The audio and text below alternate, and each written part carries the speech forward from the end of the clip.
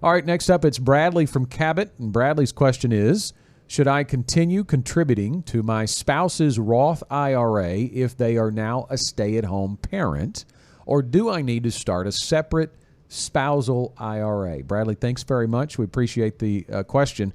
So we're not. We probably want to start by clearing up possible misunderstandings here. When Bradley writes spousal IRA, we think we know what he means there, but there's actually technically not a spousal IRA. Right, and we understand, Bradley, because many people will use this term. They will say the word spousal IRA, but the IRS, like, there's not a checkbox on any of their documents that says you're doing a spousal IRA.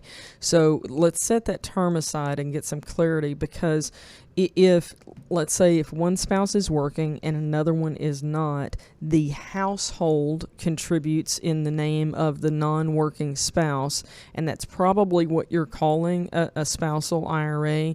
But it doesn't matter. Like, if the spouse already had a Roth, you can contribute. You can continue making contributions to that same Roth that they might have had while they were working, and now they're a stay-at-home spouse. It's the same. It's the same account. You do not have to open a separate account that would be labeled as a spousal IRA.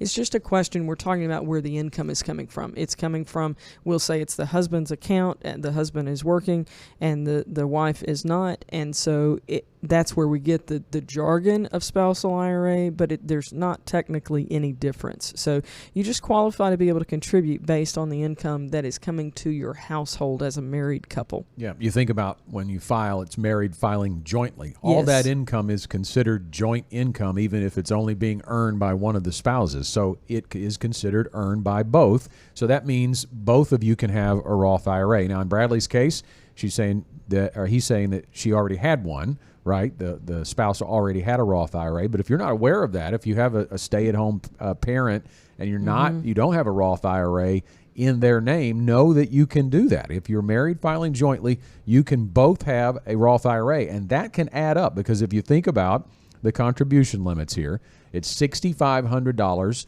annual contribution limit for a single person per Roth IRA. So you double that, you get $13,000 into Roth IRA accounts if you're married, even if one spouse is not working. And then if you're 50 or older, you get an extra $1,000 on top of that, considered a catch-up contribution. So it's $7,500 total for each person. That runs you up to $15,000 you can get into Roth dollars, which we've talked about many times on this show. The Roth IRA is one of the probably the most underutilized instruments in retirement. You put that money in after tax, it grows tax-free, and you pull it out in retirement. And taxes are going to be one of the biggest hurdles and biggest things you have to plan for in retirement. So having tax-free income can really make a big difference. Yeah, I will say to everybody out there who's listening that if you are, not right up on the precipice of retirement, so you've got a few years to go before you get there, 5 years or more, frankly, and you have the ability to contribute to a Roth IRA,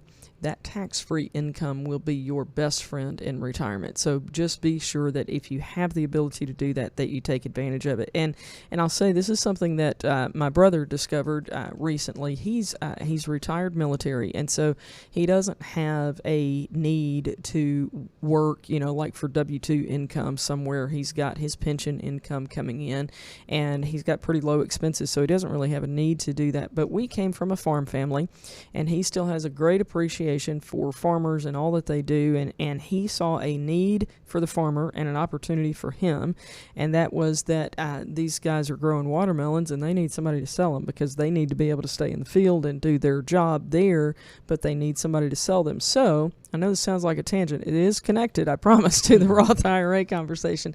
So what he did is he'll drive to the farm, get a trailer full of melons, and come back and sell those in town. And what happens is all of that is a cash business. Well, the IRS has no record of him having an income on that unless he reports it. And his reporting of that income is what allows him to make a Roth contribution. So I say all of that to say, Bradley, if your wife is a stay-at-home parent and has any source of earned income, even if it's, and this is unlikely, but even if it is selling watermelons on the street, if you report that when you file your taxes, then you have the ability also to make contributions in her name. Not that she needs it, because you can do it as a spouse regardless, but for anybody out there listening who goes, man, they said I need a Roth and I don't know how to do it because I don't really have earned income right now. There are lots of ways to have earned income. You just have to report it to be able to have the opportunity to contribute to a Roth or a traditional IRA. Now, there are restrictions. If you're a high earner, there are phase-outs on your eligibility for a Roth IRA. So if you're single, that number in 2023 is $153,000 in annual income. For married filing jointly, like Bradley and his wife, it's $228,000. So if you're a high earner, there is a phase out. That's when the phase out begins, and it does go to a complete phase out beyond that, where you cannot go directly into a Roth IRA. And one other mention here before we move on, one other thought for Bradley: if your wife has just become a stay-at-home parent, it's really a time to review life insurance for her. Yeah, absolutely. A lot of people don't think about that. My husband is a stay-at-home dad, and we have an insurance policy on him. Obviously, that is not for the purpose of replacing his earned income, because he doesn't have it. But we call this many times for a spouse who's a stay-at-home parent. I call it a Mary Poppins policy. You think about all the things that Mary Poppins does, and all those things you're going to have to hire Mary Poppins if something happens to your spouse. If something happened to Stephen, I would need a Mary Poppins to come in and take the kids to the doctor. Frankly, these days, today, he took my mom to a doctor's appointment. And if I didn't have him to be able to do that, then somebody else would have to step in, and that would be at cost. So consider all the things that your spouse is doing that you're not paying them to do, but if they weren't there, you would have to pay somebody. And you may find that you have an insurance need when you look through that.